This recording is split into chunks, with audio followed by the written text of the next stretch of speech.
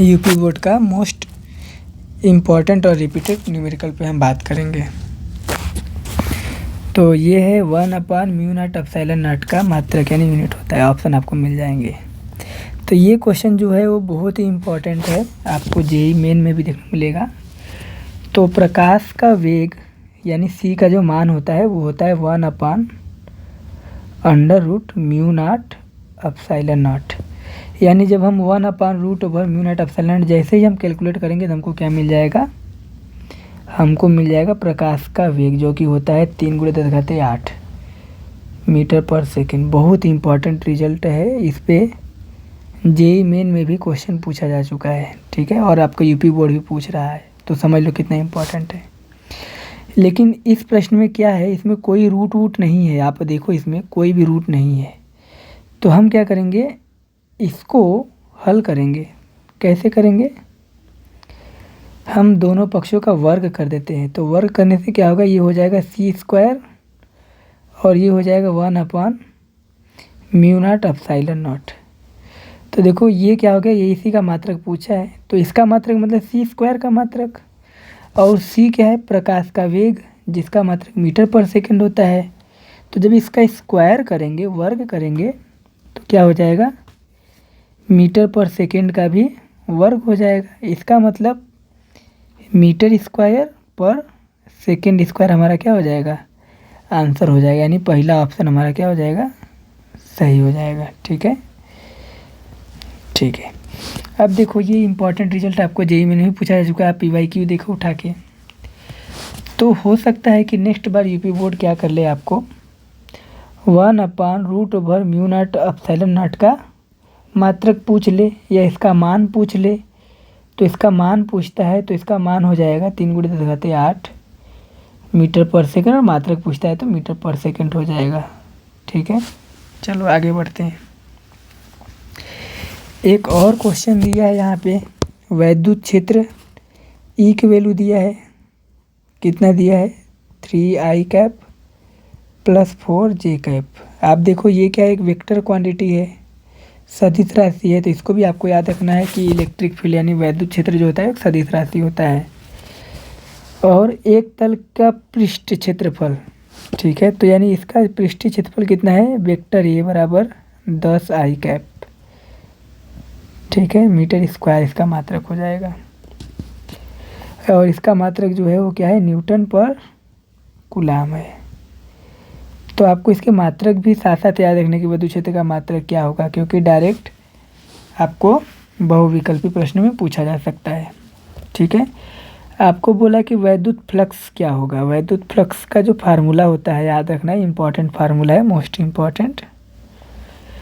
वो जो होता है आपका होता है vector E dot vector A. ठीक है, तो यहाँ पे देखो वेक्टर ई का मान दिया है 3i + 4j। डॉट प्रोडक्ट है यहाँ पे, ठीक है, नॉर्मल मल्टीप्लाई नहीं है, डॉट प्रोडक्ट है। हमको डॉट प्रोडक्ट पता है। डॉट प्रोडक्ट में क्या पता है कि i dot i is equal to j dot j is equal to k dot k। इसका वैल्यू कितना था, 1 होता है। ठीक है, इसके अलावा i का j के साथ या j का k के साथ या k का i के साथ, यानी डिफरेंट का हम जब डॉट प्रोडक्ट लेंगे तो 0 हो जाएगा। सेम का डॉट प्रोडक्ट क्या होता है, 1 होता है, और डिफरेंट का 0 होता है। तो यहाँ पे जब हम डॉट प्रोडक्ट करेंगे तो ये इसका इसके साथ जो होगा वो सेम होगा। तो ये हो जाएगा 3×30 और i डॉट i मतलब 1 प्लस, और इसका इसके साथ क्या हो जाएगा, हमारा j डॉट i हो गया, मतलब डिफरेंट हो गया, इसका क्या हो जाएगा, 0। तो φe मतलब वैद्युत फ्लक्स क्या हो जाएगा, 30 हो जाएगा। ठीक है, और इसका मात्रक क्या हो जाएगा, इसका मात्रक हो जाएगा न्यूटन मीटर स्क्वायर पर कूलाम। ठीक है, न्यूटन मीटर स्क्वायर पर कूलाम। ठीक है, चलो आगे बढ़ते हैं। तो एक और प्रश्न यहाँ पे है, बहुत इम्पोर्टेंट है, आपको इसको याद रखना होगा। बोला है वैद्युत द्विध्रुव, ये एक निगमन है, डेराइवेशन है। वैद्युत द्विध्रुव के अक्षीय रेखा पर वैद्युत विभव का सूत्र प्राप्त कीजिए। बात समझ में आया?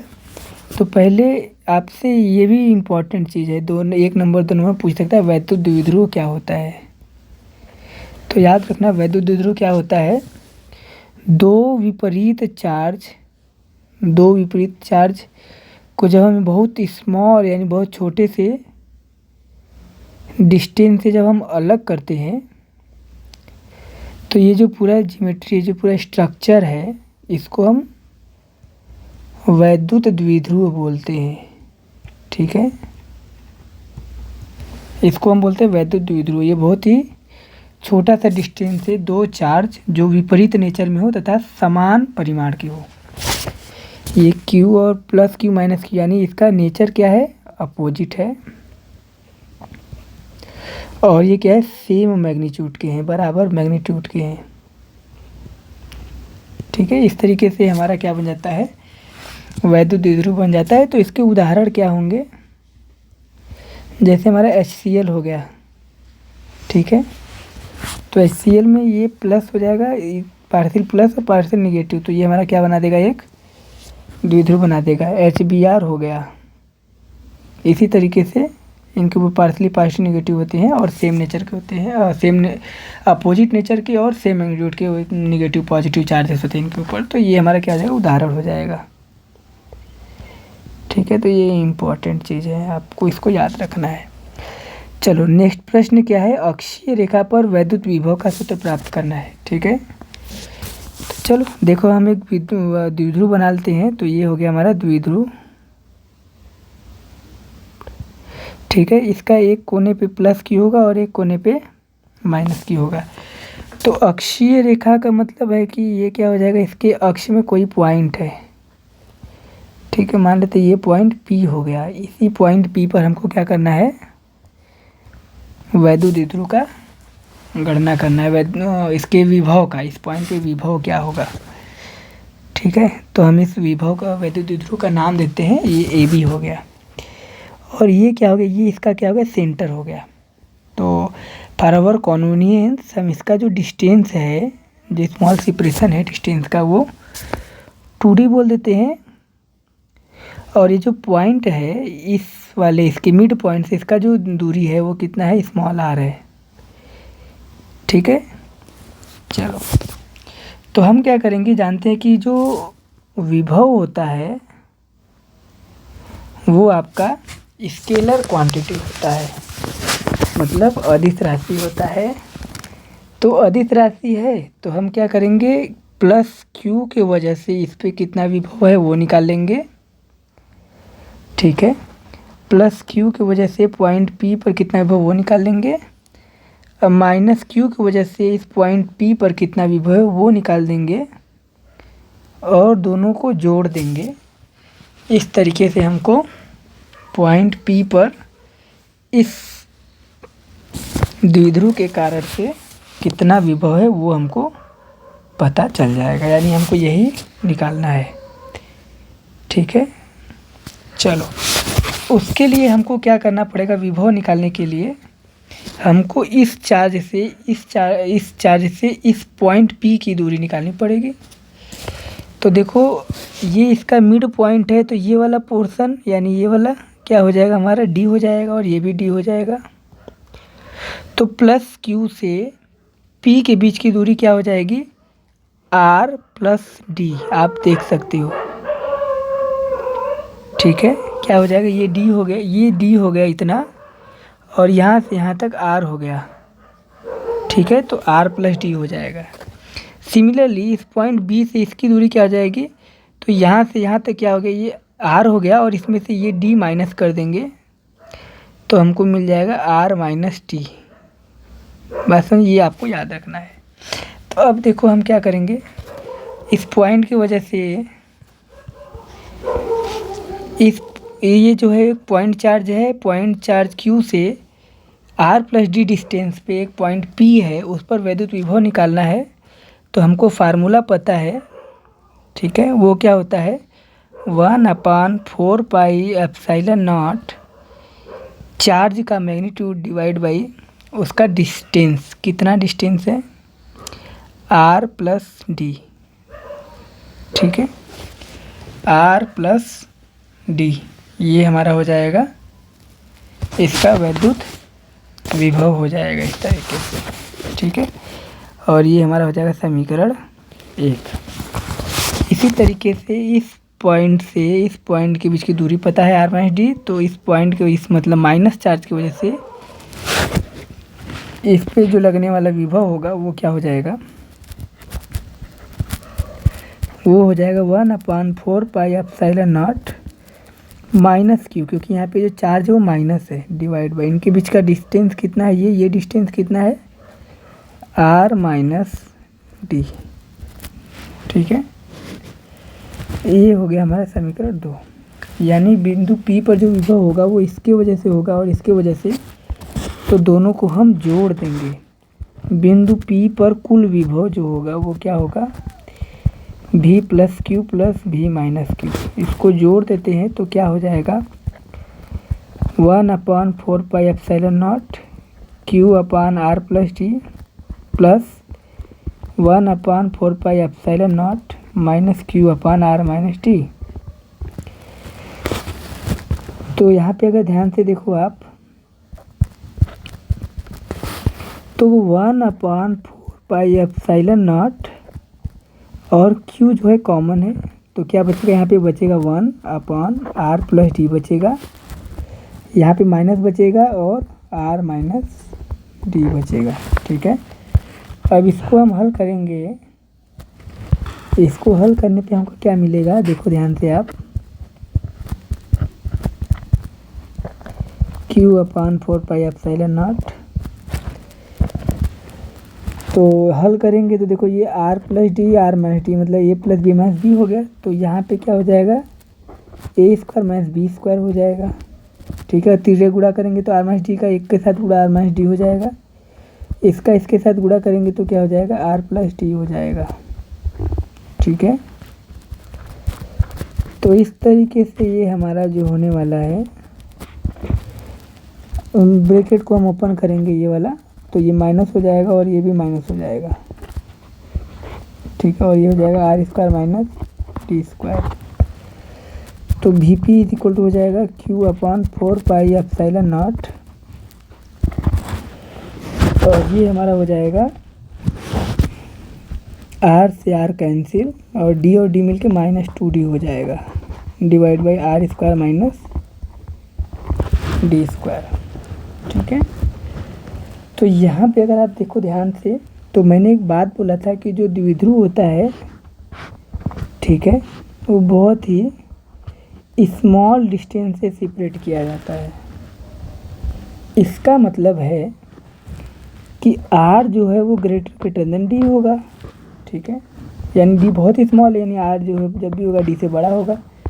इसका स्क्वायर करेंगे तो ये क्या हो जाएगा, काफ़ी बड़ा हो जाएगा D² से, तो हम D² क्या कर देंगे, निगलेक्ट कर देंगे। तो इस तरीके से हमारा Vp जो हो जाएगा वो क्या हो जाएगा, Q-2T divide by 4πε0 into R²। अगर आप ध्यान से देखो तो ये Q इंटू 2D, ठीक है, Q इंटू 2D, इसको हम बोलते हैं द्विध्रुव आघूर्ण, इसको बोलते हैं द्विध्रुव आघूर्ण, ठीक है, याद रखना, इसको बोलते हैं द्विध्रुव आघूर्ण। किसी भी द्विध्रुव का आघूर्ण क्या होता है, उसमें उपस्थित चार्ज सेपरेशन से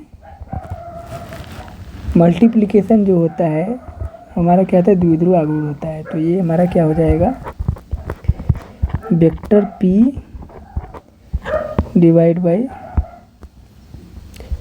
4πε0 R²। तो ये हमारा क्या हो जाएगा, हमारा अक्षीय स्थिति में वैद्युत विभव का मान हो जाएगा। अब देखो यहाँ पे माइनस साइन आया है, तो ये माइनस साइन आया है कि हमने इधर यहाँ पे लिया डिस्टेंस। देखो ये माइनस चार्ज के पास में ये डिस्टेंस है, तो ये वाला टर्म जो है डोमिनेट कर रहा है, ये वाला टर्म जो है डोमिनेट कर रहा है, इसलिए आंसर माइनस आ रहा है।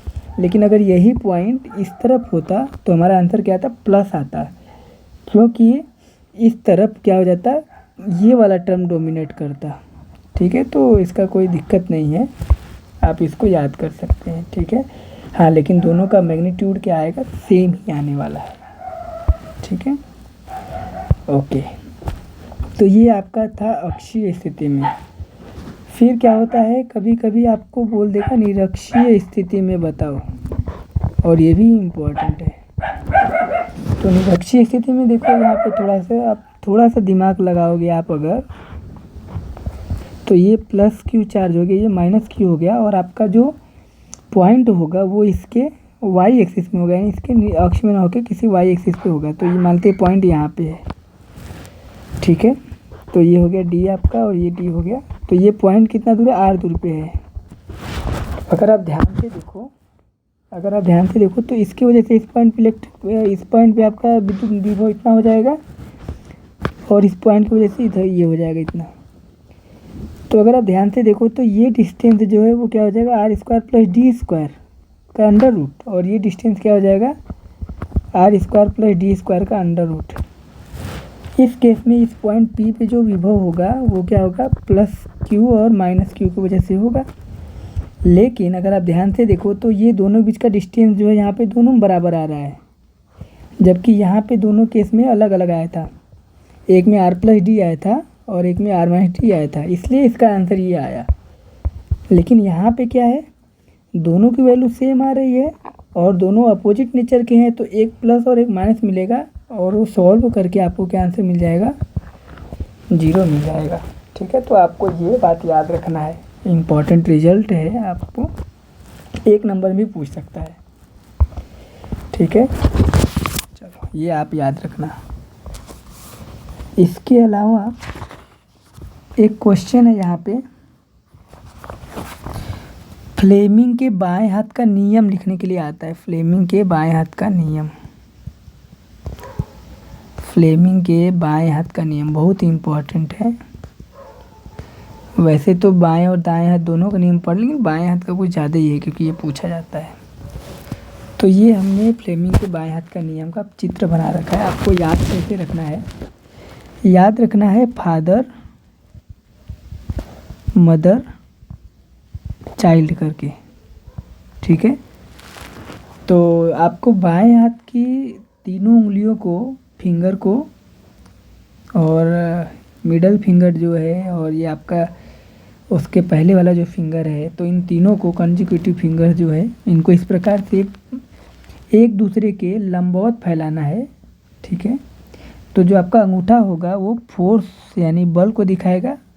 अब जिधर फोर्स लग रहा होगा उधर ही क्या होगा, हमारा चालक का गति भी होगा, या किसी भी इलेक्ट्रॉन की भी गति बोल सकते हैं ना, इलेक्ट्रॉन का भी मोशन हो सकता है। और ये एफ मतलब फोर्स, ऐसे याद रखो आप। और ये जो उंगली है ये क्या बताएगा, ये मैग्नेटिक फील्ड को बताएगा। आप इसको कैसे याद कर सकते हो, एम से मदर, मदर से मैग्नेट। ठीक है, और ये वाली जो फिंगर है आपकी तीसरी फिंगर है, ये क्या बता रहा है, करंट को बता रहा है। याद कैसे करेंगे, चाइल्ड। तो कैसे याद कर सकते हो आप, फादर मदर चाइल्ड। ठीक है, तो एफ से फिंगर, एफ से फादर, एफ से फोर्स। ठीक है, एम से मदर, एम से मैग्नेटिक फील्ड, सी से चाइल्ड, सी से करंट। ये आपको याद रखना है, इस तरीके से आप याद कर सकते हैं। तो ये इम्पोर्टेंट प्रश्न रहा। एक और प्रश्न है आपका, बहुत ही महत्वपूर्ण है और पूछा जाता है। इसमें बोला है कि एक आवेशित कण है Q बराबर 1.0 इंटू 10⁻⁹ कूलाम का आवेश है एक, जो चुंबकीय क्षेत्र B में 4i cap plus 3j cap, चुंबकीय क्षेत्र B में, ठीक है, v वेलोसिटी से, वो क्या है, -75 आई कैप प्लस 100 जे कैप मीटर पर सेकेंड से प्रवेश करता है। कण पर लगने वाले चुंबकीय बल का मान यानी परिमाण ज्ञात करना है और उसका दिशा भी ज्ञात करना है। ठीक है, तो एक सूत्र होता है जिसे हम लॉरेंज बल बोलते हैं। इम्पॉर्टेंट है, जो भी मैं बता रहा हूँ ना वो इम्पॉर्टेंट है। लॉरेंज बल बोलते हैं। तो जब किसी चुंबकीय क्षेत्र में, ठीक है, ये मैं चुंबकीय क्षेत्र बना रहा हूँ। जब किसी चुंबकीय क्षेत्र में हमारा कोई आवेशित कण यानी चार्ज कोई क्यू जो है वो आपका इस तरीके से भी वेग से आपका बी मैग्नेटिक फील्ड में प्रवेश करता है, तो उसके ऊपर एक बल का अनुभव होता है जिसे हम लॉरेंज बल बोलते हैं। और उसका जो वैल्यू होता है वो होता है आपका Q into vector V cross B। ठीक है, Q vector V cross B ये हम यूज़ करेंगे। ठीक है, तो यहाँ पे आपका Q दिया है 1.0 इंटू 10⁻⁹ कूलाम, वेक्टर B का मान दिया और V का मान दिया है। तो इस तरीके से हम फोर्स का मान निकाल लेंगे, वैल्यू रख देते हैं। तो Q का मान कितना है 1.0 इंटू 10⁻⁹ कूलाम। V की वैल्यू कितनी है, V आपका है -75 आई कैप प्लस 100 जे कैप। ठीक है, क्रॉस वेक्टर B का मान कितना है 4 आई कैप प्लस 3 जे कैप। अब इसको सॉल्व करना है। तो देखो ये जो है वो आपका क्या हो गया, क्रॉस प्रोडक्ट हो गया। तो क्रॉस प्रोडक्ट कैसे निकालते हैं, तो क्रॉस प्रोडक्ट जैसे मान लेते हैं वेक्टर A हो गया मेरे पास और वेक्टर B हो गया। तो इनका क्रॉस प्रोडक्ट निकालने का ये तरीका होता है, आपको क्या करना होता है, इस तरीके से डिटर्मिनेंट इनका निकालना होता है, शारीरिक निकालना होता है। तो इसमें क्या करते हैं, ऊपर लिखते हैं आई कैप, जे कैप और के कैप, और ए और बी क्या वेक्टर है। तो वेक्टर ए में जो आई का जो गुणांक होगा वो इसके नीचे लिखेंगे, जे के गुणांक को इसके नीचे लिखेंगे, के गुणांक को के नीचे लिखेंगे। फिर वेक्टर बी आ गया तो उसमें भी आई कैप का गुणांक होगा, यहाँ लिखेंगे, जे कैप का गुणांक होगा यहाँ लिखेंगे, के कैप का गुणांक होगा यहाँ पे लिखेंगे। अगर वेक्टर ए में मान लेते हैं के कैप का गुणांक नहीं है, दिख नहीं रहा है, तो हम उसको 0 लिख देंगे। तो इस प्रश्न में जो है हमको क्या निकालना है, V क्रॉस B निकालना है। तो V क्रॉस B निकालते हैं। तो वेक्टर V का I का गुणांक क्या हो जाएगा -75 है। ठीक है, क्या है -75, और J का गुणांक कितना है 100, के इसमें एब्सेंट है ना तो इसको लिख देंगे 0। इसी तरीके से वेक्टर B का क्या हो जाएगा, वेक्टर B का जो I का कोफिशिएंट है वो 4 है, देखो, Y का J का जो है वो कितना है 3 है, और K नहीं है तो वहाँ पे 0 हो जाएगा। ठीक है, तो इसको हल करेंगे। तो इसको हल करने का सिंपल सा तरीका होता है, आपको पता होगा। पहले मैं आई कैप लिखने वाला हूँ, तो जब आई कैप लिखूँगा तो इसका रो और इसके कॉलम को मैं क्या करूँगा, हाइड कर लूँगा, इस तरीके से हाइड कर लूँगा।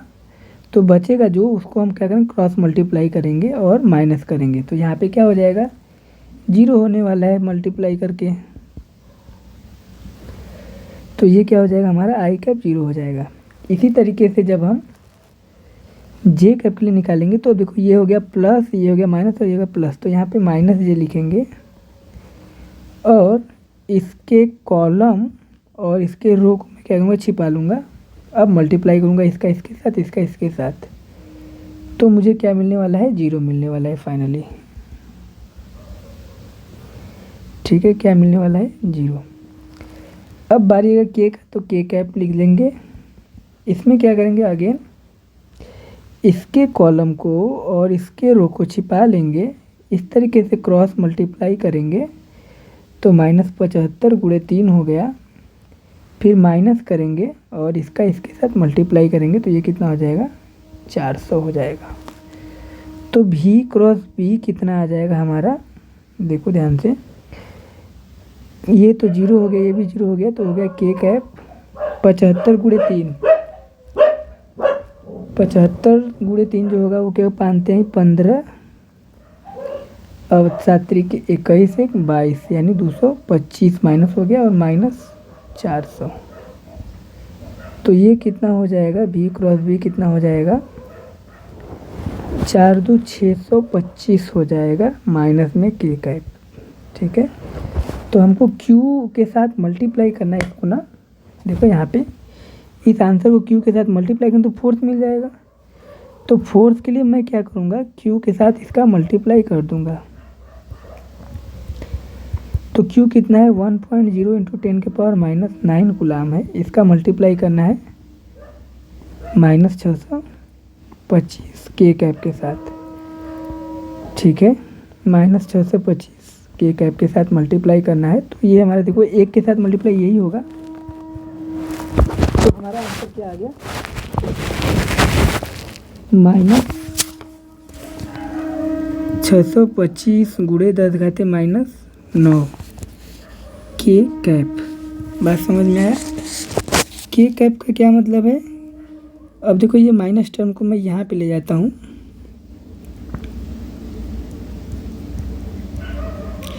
तो ये हो जाएगा माइनस के कैप, यानी जो दिशा होगा वो क्या होगा, माइनस के कैप हो जाएगा। और परिमाण क्या होगा हमारा, परिमाण क्या हो जाएगा हमारा 625 गुणे 10⁻⁻9। अगर इसको आप चाहो तो 6.25 इंटू 10⁻2 इंटू 10⁻⁻7, 6.25 इंटू 10⁻⁻, सॉरी ये -9 था ना, तो इसको सॉल्व करेंगे तो ये क्या हो जाएगा, -7 हो जाएगा। तो ये हो जाएगा परिमाण। इस तरीके से आप क्या कर सकते हो, चीज़ों को हल कर सकते हो। ठीक है, अब इसमें जो इस पूरे कन्वर्सेशन का जो सबसे महत्वपूर्ण टॉपिक है वो आया है, जिसको हम बोलते हैं द्रव्य तरंगे। क्या बोलते हैं, द्रव्य तरंगे। आप कोई भी सेट उठा के देख लो पिछले 5-6 सालों का, उन सब में द्रव्य तरंगों से कम 2 से 3 नंबर का क्वेश्चन पूछा ही गया है। ठीक है, तो द्रव्य तरंगे क्या होती है, जैसे कोई पार्टिकल है वो हमारा क्या कर रहा है, गति कर रहा है। तो जब ये गति कर रहा होता है तो इसके साथ एक वेव एसोसिएट हो जाता है, इसके साथ एक वेव क्या होता है, एक तरंग जुड़ जाता है, जिसको हम बोलते हैं द्रव्य तरंगे। ठीक है, जिसको क्या बोलते हैं, द्रव्य तरंगे बोलते हैं। बहुत ध्यान सुनना, जब कोई कण गति कर रहा होता है तो उसके साथ एक तरंग जुड़ जाता है, जिसको हम बोलते हैं द्रव्य तरंगे। ठीक है, यानी यह जो है द्रव्य तरंगों, ये क्या है, ये कण और तरंग के बीच में एक ब्रिज का काम करता है। ठीक है, कण और तरंग के बीच में एक ब्रिज का काम करता है। इसको सबसे पहले डी ब्रॉग ने दिया था, डी ब्रॉगली बोलते हैं हम लोग, डी ब्रॉग इसको बोलना चाहिए। डी ब्रॉगली ने इसको सबसे पहले कॉन्सेप्ट दिया था। इन्होंने पार्टिकल को यानी कण को वेव यानी तरंग के साथ इसका रिश्ता, रिलेशनशिप डेवलप कर दिया एक तरीके से। तो जो वेव होता है, तरंग होता है, इसकी प्रॉपर्टी जो होती है वो तरंगदैर्ध्य से डिफाइन होती है, लैम्डा। और जो पार्टिकल होता है यानी कण होता है, इसका जो प्रॉपर्टी होता है वो होता है इसका मोमेंटम यानी संवेग, इसका द्रव्यमान। तो ये इसको रिलेट करता है। तो डी ब्रॉगली का जो फार्मूला है, बहुत इंपॉर्टेंट फार्मूला, वो होता है लैम्डा बराबर एच बटे पी। ठीक है, लैम्डा बराबर एच बटे पी, जहाँ पे पी क्या है आपका, संवेग है। क्या बोलते हैं इसको, मोमेंटम। लैम्डा क्या है, तरंग दैर्ध्य है। लैम्डा आपका तरंग दैर्ध्य है। क्या है, वेवलेंथ। एच क्या है हमारे, एच जो है कांस्टेंट है, प्लैंक कांस्टेंट, प्लैंक नियतांक। ठीक है, अगर आपको पता हो तो जो संवेग होता है उसको हम इस तरीके से डिफाइन करते हैं, m इंटू वी। ठीक है, तो ये फार्मूला इससे भी बदल सकता है, लैम्डा बराबर एच अपॉन एम वी। ठीक है, याद रखना ये भी फार्मूला है। अच्छा, एक और बहुत इम्पॉर्टेंट हम फार्मूला बताने जा रहे हैं कि जो संवेग होता है वो गतिज ऊर्जा से किस तरीके से संबंधित होता है। तो संवेग का स्क्वायर जो होता है वो होता है 2m इंटू काइनेटिक एनर्जी, यानी गतिज ऊर्जा। तो ये भी बहुत इंपॉर्टेंट रिलेशन है। तो यहाँ से p का मान क्या हो जाएगा, ये हो जाएगा रूट में 2m ही हो जाएगा। ठीक है, तो एक तरीके से नया फार्मूला हमारा बन जाएगा डी ब्रॉगली का, जो हो जाएगा लैम्डा बराबर एच अपॉन पी। पी की जगह पे हम क्या रख देंगे, रूट में 2m ही रख देंगे। क्या रख देंगे, 2m ई। ठीक है, तो ये भी हमारा इम्पोर्टेंट फार्मूला हो गया। अब अगर आप ध्यान से देखो तो मान लेते हैं कोई चार्ज है Q, ठीक है, जो पोटेंशियल डिफरेंस V में क्या कर रहा है, गति कर रहा है। पोटेंशियल डिफरेंस डेल्टा V या V में गति कर रहा है, तो इसके ऊपर जो काइनेटिक एनर्जी होगा, इसकी जो एनर्जी होगी वो क्या होती है, Q भी होती है। तो ये फार्मूला इस तरीके से भी चेंज हो सकता है, लैम्डा बराबर एच अपन 2m QV। तो इसके कई रूप हो सकते हैं, आपको इसको याद रखना बहुत महत्वपूर्ण है। This is not only important for your UP board, this is also equally important for your competitive point of view. ये बहुत ही इम्पॉर्टेंट है, आप किसी भी सेट को उठा के देख लो, इससे सवाल पूछे गए हैं। तो ये हमारा हो गया डे ब्रॉगली तरंग दैर्ध्य। ये 2023 में भी कंसीडर किया गया है। मैंने कई साल के पेपर उठा के देखे, सभी पेपर्स में इन पर सवाल पूछे गए हैं। ठीक है, अगर आपको वीडियो अच्छा लगा हो तो लाइक ज़रूर करें।